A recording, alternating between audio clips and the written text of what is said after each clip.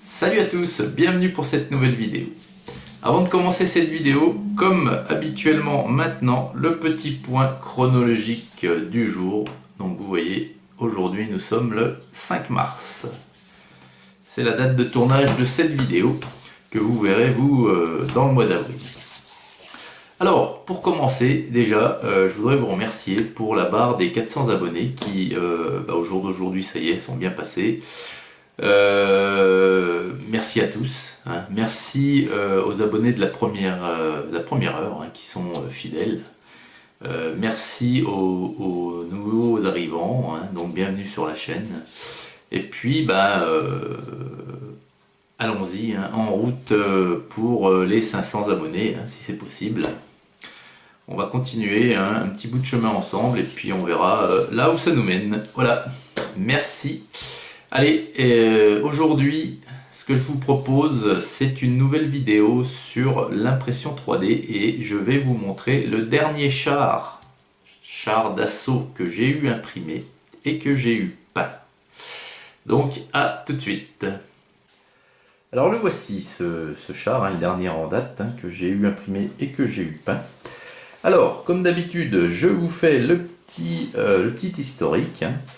Donc ça, ce sont tout ce que je vous lis, ce sont des renseignements que j'ai trouvés pour la plupart soit sur Wikipédia, soit beaucoup sur le site de l'encyclopédie des tanks. Donc c'est très bien, hein, comme site, l'encyclopédie des tanks. Malheureusement, il n'y a pas tout, mais il y a quand même une super base de données. Allez, on commence maintenant. Alors, donc, ce char, c'est un T-34.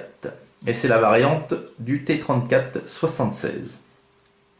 Donc le T-34, c'était un char moyen russe.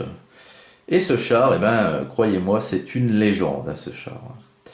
La réalisation de ce char en série débute en 1940 pour arriver à un total de plus de 35 000 pièces. Le T-34-76 que vous voyez là a été réalisé à plus de 35 000 pièces.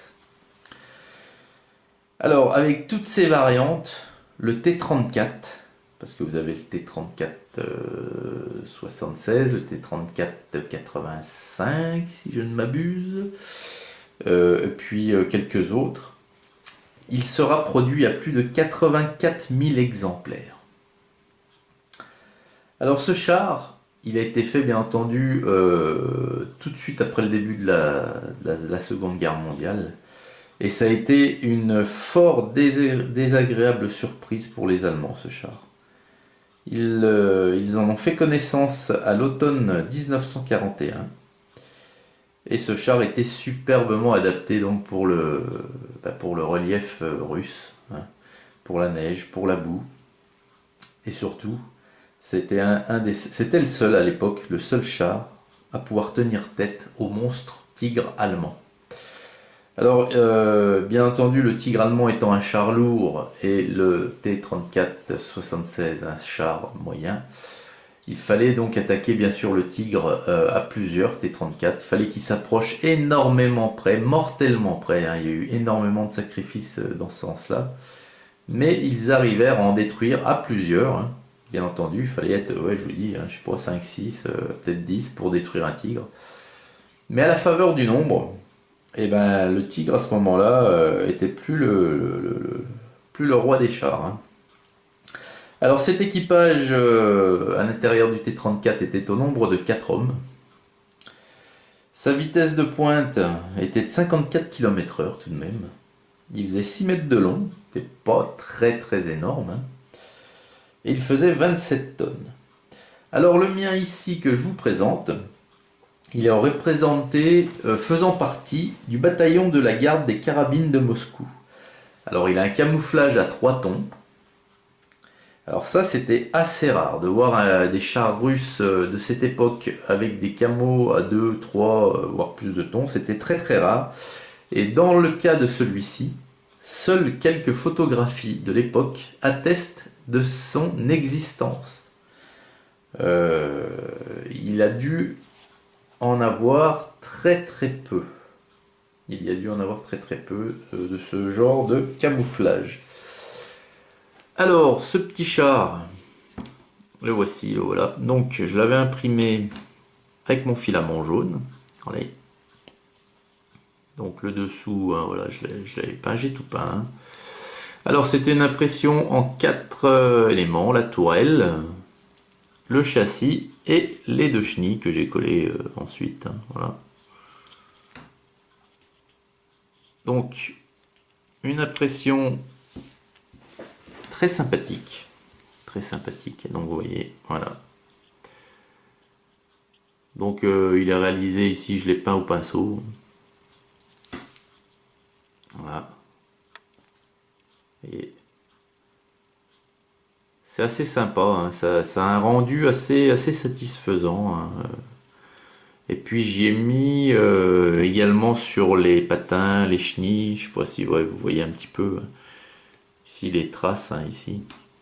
J'y ai mis des pigments, mais bon, je maîtrise pas l'utilisation de ce genre de produit, hein. Donc bon, on voit que ça fait un petit peu sale, hein, quand même, il y a des traces. Mais là j'ai dû trop les diluer, je pense. Et c'est ce qui fait que les traces apparaissent, vous voyez, ici, mais en transparence, hein. On voit dessous. Donc j'ai dû trop le diluer. J'essaierai de faire mieux pour la prochaine fois. Ici, vous avez les 2 échappements. Donc la tourelle, voilà.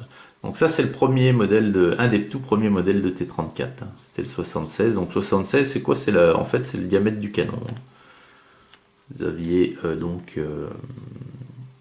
la petite fente là, c'était pour le pilote, hein, il me semble. C'est par là qu'il regardait, hein. Les feux, les optiques, ici, ici. Ici, vous avez une petite mitraillette. Et puis voilà. Donc ce char avait une inclinaison, un blindage super sympa pour l'époque, hein. Des chenilles très très larges qui s'adaptaient superbement, donc je vous l'ai dit, au relief russe, hein, c'est-à-dire la neige, la boue. Il était très très facile d'entretien. Les réparations également étaient apparemment assez évidentes à faire. Et ça aussi, ça a pesé dans la balance en ce qui concerne l'avantage par rapport au char allemand. Donc voilà les amis. Je le trouve super sympa, moi, ce petit char. Kevin, tu me diras ce que t'en penses. Toi qui es un féru des chars et t'en connais un rayon. Euh, Moi, je le trouve super sympa pour une impression 3D, hein. Donc voilà les amis. Et ben écoutez, je vous le mets de suite sur le plateau tournant, hein.